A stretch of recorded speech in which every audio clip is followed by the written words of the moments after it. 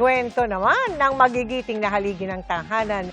Ang sunod nating kwento, tamang-tama sa papalapit na Father's Day. Aba, advance Happy Father's Day to you. Salamat, ma'am. Pero mga kapuso, may iba pang ipinagdiriwang ang nakilala naming padre de familia. Gagraduate rin kasi ang kanyang anak at siya mismo. Sabay, ha? Kilalanin natin si Ronaldo Tabanao.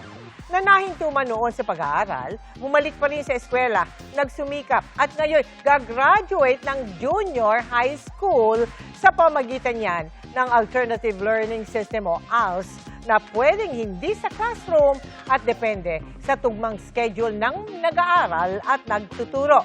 Hindi po biro yan, lalo't isinasabay din ni Ronaldo ang pamamasada ng tricycle at pag-aalaga sa pamilya. Kaya naman mga kapuso, proud na proud ang kanyang pamilya, lalo na ang anak na si Youth Cooper Jael sa kanyang tatay Pogi. Saksi raw si Jael sa magdamagang pag-aaral ng ama kahit pagod sa trabaho. Kaya kung kinaya raw ng kanyang papa, hindi rin sumuko si Jael, nagagraduate naman ng kolehiyo ngayong taon.